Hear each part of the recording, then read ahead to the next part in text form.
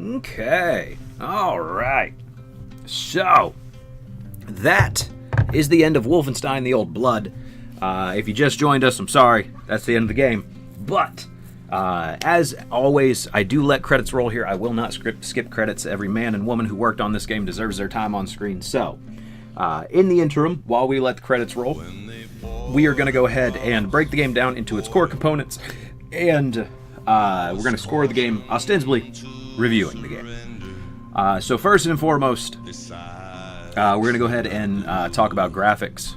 Graphically, the game is just as good, if not better, than the previous one, but for me personally, graphics are almost irrelevant. I don't particularly care whether the game is pretty or not.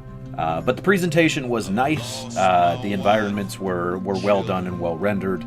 A lot of the textures didn't seem too flat or broken or torn in places, so pretty solid all the way around. His music is very, very loud on my end. Give me a second. There we go. That'll be better. So this is the end. Yes, Onyx Peregrine, thank you very much for the host. Appreciate that, absolutely do. Graphically, I'm just gonna have to go with what I gave it the last time. 7.5, 8.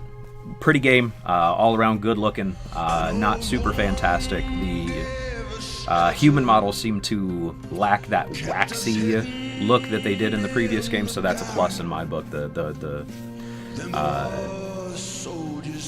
character models being a little bit cleaner, always a good thing. Secondly, we're gonna go for gameplay. Gameplay very much the same as the first. Combat is nice and tight. The things that you need to do to progress through the game are they work well. We did have the glitch where the electric door just wouldn't open for whatever reason, and we had that glitch trying to climb the ladder where the ladder was broken. But outside of that, I don't think I encountered any other glitches gameplay-wise, so, all through, very solid game from top to bottom. The guns seemed a little bit more varied in their utility in this one. It seemed like the shotgun was definitely beefed up from the previous game. Grenades definitely were significantly better. They didn't lack potency like what they did in the first one, which was, really disappointing. So, happy there. It didn't seem like there were nearly as many weapon upgrades, but that's okay. That's not really a problem. Saw a zombie despawning after you shot him. I saw that once too on JK, yeah. But no, stealth was definitely a little bit easier. It seems like they narrowed the field of vision on the zombies, the Nazis, but it also seems like they made it so that as soon as you're busted, everybody aggroes, regardless of if they get to shout or not, which I did not care for. But still, that's fine. I can deal with that. Yeah, I think that pretty much covers gameplay. It's a shooter, so it's very simple in its design and its presentation. So what it does well. The guns function the way that you would expect that particular type of gun to function, and they all seemed useful. So, yeah, I would say, again, a solid 8, does everything well, doesn't shine in any capacity, but it does everything well.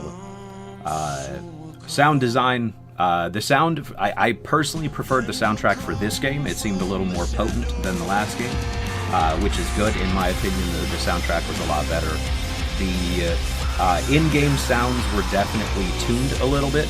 The guns seemed to have a little bit more of a punch when you fired them, and there was a nice echo on some of the heavier shooting guns, like the Bombenschuss and the shock hammer. Those definitely had a more visceral sound to them, which made them feel more powerful. Whether they were more powerful or not is irrelevant. They felt more powerful. I liked the fact that there was more idle chatter in this game than there was in the previous one. It made the world feel a little bit more alive. So, yeah, fantastic in that regard. Again, I would have to go... I would go for a solid 8 on sound design because I really enjoyed it this time around.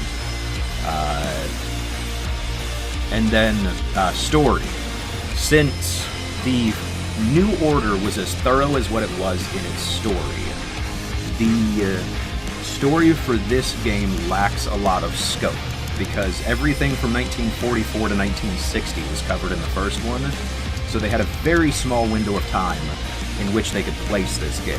Having said that, I liked the fact that the narrative was a lot more focused on one specific area, one specific place in time. You were tracking one person the entire time, and trying to accomplish a singular goal. It wasn't as world-spanning, but it definitely felt good that there was a much more focused narrative this time around.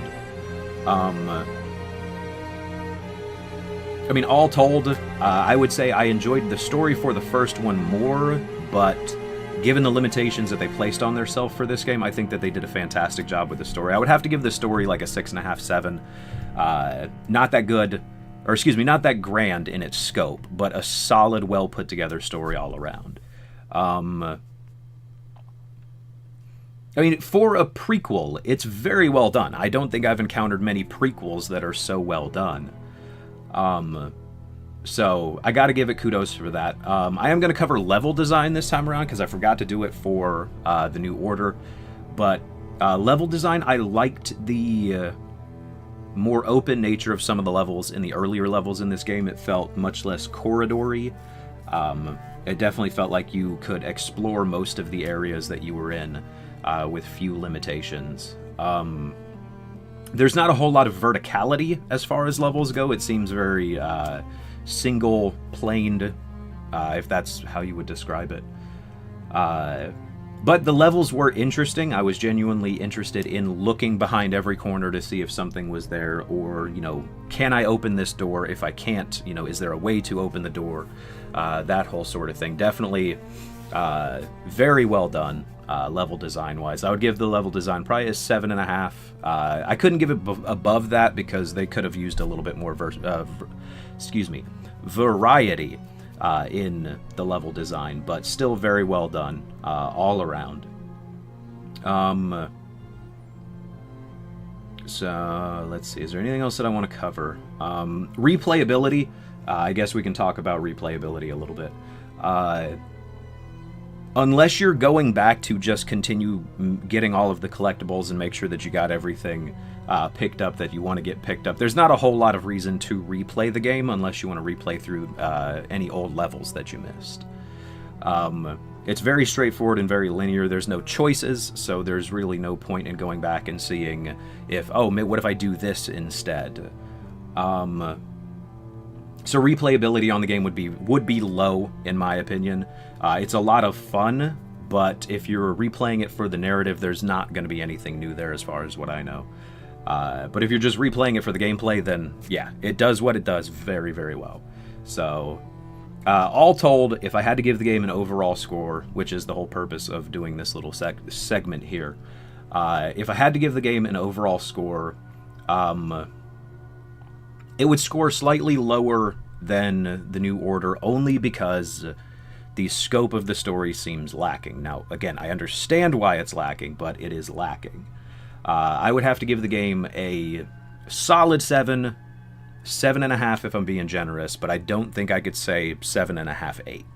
Like, I would feel comfortable at a 7.5, but I could not go above that just because the story is slightly lacking in its presentation.